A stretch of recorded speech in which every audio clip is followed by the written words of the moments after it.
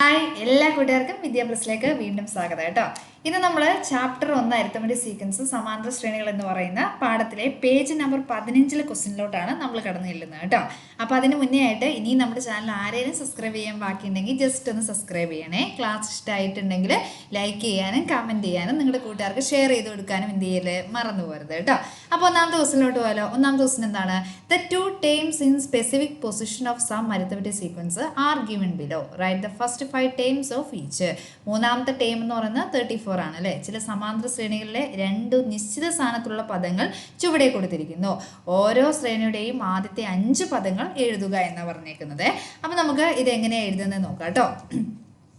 ഇവിടെ ഫസ്റ്റ് പറഞ്ഞേക്കുന്നത് x3 എന്ന് വെച്ചാൽ എന്താണ്? മൂന്നാമത്തെ ടേം എന്ന് പറയുന്നത് എത്രയാന്ന് പറഞ്ഞേക്കുന്നത് 34 അല്ലേ. മൂന്നാമത്തെ ടേം എത്രയാന്ന് പറഞ്ഞിട്ടുണ്ട് 34 ആണ്. ഇനി നെക്സ്റ്റ് അടുത്തത് x6 ആറാമത്തെ ടേം എന്ന് പറയുന്നത് എത്രയാണ്? 67 എന്നാണ് തന്നേക്കുന്നത് കേട്ടോ. അപ്പോൾ എവിടേക്കോ കിടക്കുന്ന 2 ടേം നമ്മളോട് പറഞ്ഞിട്ടുണ്ട്. ദെൻ നമ്മളോട് പറഞ്ഞേക്കുന്നത് ആദ്യത്തെ 5 ടേംസ് അല്ലെങ്കിൽ ആദ്യത്തെ 5. അപ്പോൾ നമ്മളോട് ക്വസ്റ്റ്യൻ പറഞ്ഞേക്കുന്നത് x3 എന്ന് പറയുന്നത് എത്രയാണ്? 34 ആണ്. x6 എന്ന് പറയുന്നത് എത്രയാണ്? 67 ആണ് അല്ലേ. മക്കളെ ഇവിടെ ക്വസ്റ്റ്യൻ പറഞ്ഞേക്കുന്നത് എന്താ വെച്ചാൽ റൈറ്റ് ദ ഫസ്റ്റ് 5 ടേംസ് അല്ലെങ്കിൽ ആദ്യത്തെ 5 പദങ്ങൾ കണ്ടുപിടിക്കുക. അപ്പോൾ ആദ്യത്തെ 5 പദങ്ങൾ ഡയറക്റ്റ് ആയിട്ട് നമുക്ക് കണ്ടുപിടിക്കാൻ പറ്റില്ല. അതിന് മുന്നേ നമുക്ക് ഡി കണ്ടുപിടിക്കണം കേട്ടോ. അപ്പോൾ ഡി കണ്ടുപിടിക്കാൻ നമുക്ക് ഒരു ഇക്വേഷനൊക്കെ പഠിക്കാനുണ്ട്. പക്ഷെ നിങ്ങളൊന്ന് മനസ്സിലാക്കി വെച്ചാൽ മതി. ഇക്വേഷനൊക്കെ ടെക്സ്റ്റ് ബുക്കിൽ പറഞ്ഞിട്ടില്ല കേട്ടോ. അപ്പോൾ നമ്മളത് എങ്ങനെയാണെന്ന് വെച്ചാൽ ഇവിടെ മൂന്നാമത്തെ ടേം എന്ന് പറയുന്നത് 34 ആണെന്നും ആറാമത്തെ ടേം എത്രയാണെന്ന് തന്നിട്ടുണ്ട്? 67 ആണെന്ന് തന്നിട്ടുണ്ട് അല്ലേ. അപ്പം ഇവിടെ 67 നിന്ന് 34 മൈനസ് ചെയ്യുക. അതേപോലെ 6 നിന്ന് 3 അങ്ങോട്ട് മൈനസ് ചെയ്താൽ നമുക്ക് ആൻസറിലേക്ക് എത്താം കേട്ടോ. അപ്പോൾ എങ്ങനെയാണെന്ന് കാണിച്ചു തരാം. നിങ്ങൾക്ക് കാണുമ്പോൾ പിടികിട്ടും. ആദ്യം മിസ് ഒരു വര വരച്ചു. ഇവിടെ മുകളിലും താഴെയും ഓരോ മൈനസ് കൊടുത്തു. ഇനി ഇവിടെ വലിയ സംഖ്യ എന്ന് പറയുന്നത് 67 അല്ലേ. 67 മുകളിൽ കൊണ്ടുപോയിട്ട് എഴുതി. ഇനി 67 എന്ന് പറയുന്നത് എത്രാമത്തെ ടൈമാണ്? ആറാമത്തെയാണ്. 6 മിസ് താഴെ എഴുതി കേട്ടോ. നെക്സ്റ്റ് അടുത്ത് നോക്കിക്കേടാ. ഇവിടെ 34 എന്ന് പറയുന്നതാണ് അടുത്ത ആൾ. 34 എഴുതി. ഇനി 34 എന്ന് പറയുന്നത് എത്രാമത്തെ ടൈമാണ്? മൂന്നാമത്തെ ടൈമാണ്. 3 കൊണ്ടുവന്നിട്ട് താഴെ എഴുതി കേട്ടോ. 67 നിന്ന് 34 മൈനസ് ചെയ്താൽ എത്രയാണ്? 33 ആണ്.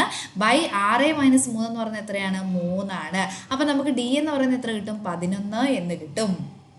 അപ്പോൾ ഇത് സിമ്പിളായിട്ട് ചെയ്യാവുന്നേ ഉള്ളൂ കേട്ടോ. Term difference by position difference എന്ന് പറയുന്ന ഇക്വേഷൻ ആണ് കേട്ടോ. പദവ്യത്യാസം ബൈ എന്താണ്? നമ്മുടെ സ്ഥാന വ്യത്യാസം. അപ്പോൾ അതൊന്നും ഓർത്തിരിക്കേണ്ട ആവശ്യമില്ല. ജസ്റ്റ് എങ്ങനെയാണ് ചെയ്യുന്നതെന്ന് മാത്രം ആലോചിച്ച് വെച്ചാൽ മതി.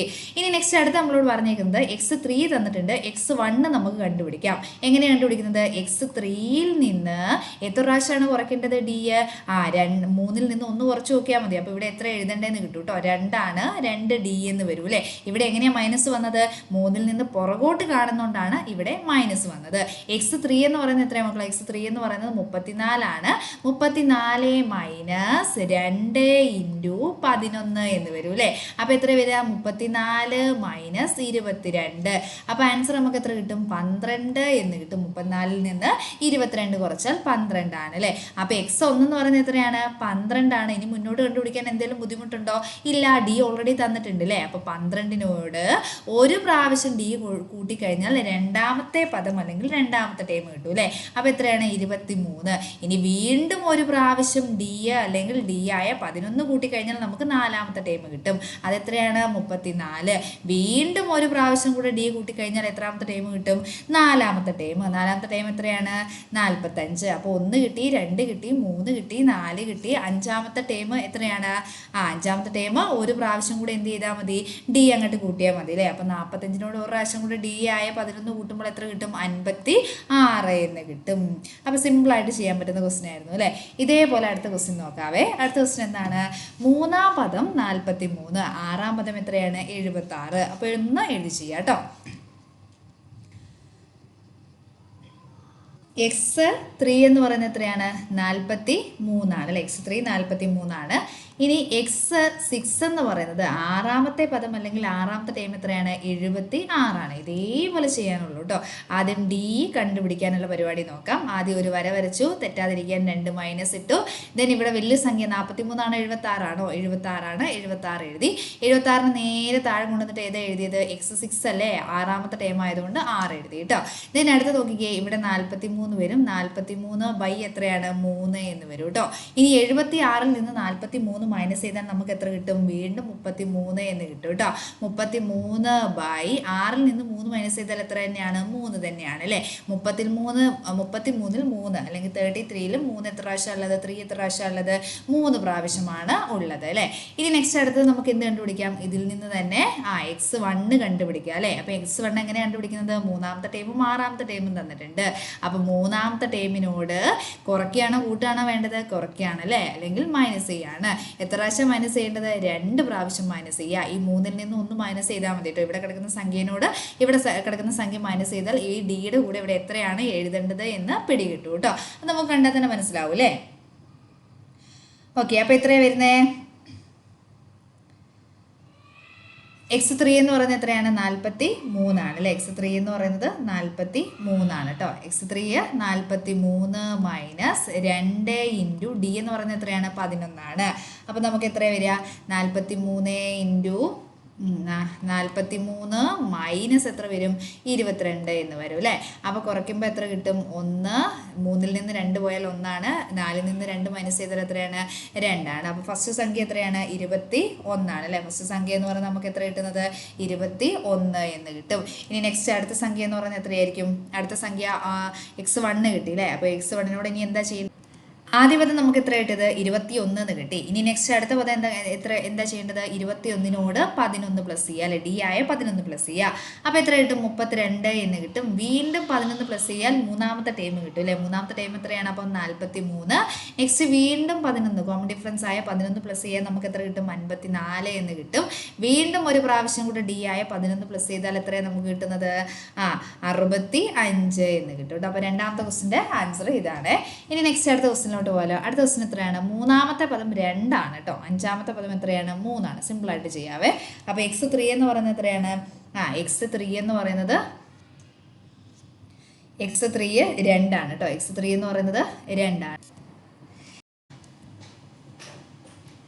ഓക്കെ, നെക്സ്റ്റ് അടുത്ത ക്വസ്റ്റ്യനിലോട്ട് പോകാം അല്ലേ. അപ്പോൾ അടുത്ത ക്വസ്റ്റ്യന് നമ്മൾ ഓൾറെഡി പറഞ്ഞു എന്താണ്? x5 എന്ന് പറയുന്നത് എത്രയാണ്? x5 7 ആണ് അല്ലേ. x5 എന്ന് പറയുന്നത് 7 ആണ്. നെക്സ്റ്റ് x7 എന്ന് പറയുന്നത് എത്രയാണെന്ന് പറഞ്ഞിരിക്കുന്നത്? x7 എന്ന് പറയുന്നത് 5 ആണ്. ഇത് കണ്ട് ഒരു ടെൻഷൻ അടിക്കേണ്ട, മൈനസ് വരുന്നുള്ളൂ കേട്ടോ. അപ്പോൾ ഡി കണ്ടുപിടിക്കാൻ സിമ്പിളാണ്. ഡി എഴുതുക, വരയ്ക്കുക, മുകളിലും താഴെയും ഓരോ മൈനസ് എടുക്കുക അല്ലേ. ഇനി അടുത്തത് ഏഴാമത്തെ പദം എത്രയാണ്? 5 എന്നാണ് പറഞ്ഞിരിക്കുന്നത്. അത് തന്നെ എടുത്തേക്കാം കേട്ടോ. 5 എഴുതുക, താഴെ ഏഴാമത്തെ പദമായതുകൊണ്ട് 7 എഴുതുക കേട്ടോ. ഇനി നെക്സ്റ്റ് അടുത്തത് 7ഉം അതേപോലെ 7 എന്ന് പറഞ്ഞാൽ എത്രാമത്തെ ടൈമാണ്? 5ാമത്തെ ടൈമാണ്. 5 താഴെ എഴുതുക കേട്ടോ. ഇത് മാറിപ്പോകരുത് മക്കളെ. സൂക്ഷിച്ച് തന്നെ താഴെ മുകളിലും ആരാന്ന് കറക്റ്റ് എഴുതണേ. ഈ കിടക്കുന്ന സംഖ്യയാണ് എവിടെ? മുകൾ ഭാഗത്ത് വരേണ്ടത്. എത്രാമത്തെ ടേമാണോ ആ ടേമാണ് താഴെ വരേണ്ടത് കേട്ടോ. മാറിപ്പോവാതെ സൂക്ഷിക്കണം കേട്ടോ. 5 - 7 എന്ന് പറയുന്നത് എത്രയാണ്? -2 ആണ്. 5-ൽ നിന്ന് 7നെ കുറയ്ക്കാൻ പറ്റൂല. 7 ആണ് വലിയ സംഖ്യ. അപ്പോൾ 2 കിട്ടും. മൈനസ് ചേർത്ത് കൊടുക്കണം. അത് നിങ്ങൾക്ക് അറിയായിരിക്കുമല്ലോ അല്ലേ. 7 - 5 എന്ന് പറയുന്നത് എത്ര തന്നെയാണ്? 2 തന്നെയാണ്. 2-ൽ 2 ഒരു പ്രാവശ്യമാണ്. അപ്പോൾ 1 എഴുതി. ഇവിടെ മൈനസ് ഒറ്റയ്ക്ക് ഉള്ളതുകൊണ്ട് ആ മൈനസ് കൊണ്ടുവന്നിട്ട് കൊടുത്തു. അപ്പോൾ എത്രയാണ് നമുക്ക് കിട്ടുന്നത്? -1 എന്നാണ് കിട്ടുക കേട്ടോ. ഇനി നമുക്ക് എന്ത് ചെയ്യാം? ഒന്നാമത്തെ ടേം കണ്ടുപിടിക്കാം കേട്ടോ. അപ്പോൾ x1 എങ്ങനെയാണ് കണ്ടുപിടിക്കുന്നത്? x5 ഓൾറെഡി തന്നിട്ടുണ്ട്. x5-ൽ നിന്ന് എത്ര പ്രാവശ്യമാണ് ഡി കുറയ്ക്കേണ്ടത്? എത്ര പ്രാവശ്യമാണ് ഡി കുറയ്ക്കേണ്ടത്? ഒരു പ്രാവശ്യം. എത്ര പ്രാവശ്യം ഡി കുറയ്ക്കേണ്ടതെന്ന് പറഞ്ഞു നോക്കിക്കേ. ഒരു മിനിറ്റ്. എത്ര പ്രാവശ്യമാണ് ഡി കുറയ്ക്കേണ്ടത്? 4 പ്രാവശ്യം ഡി കുറയ്ക്കുക അല്ലേ.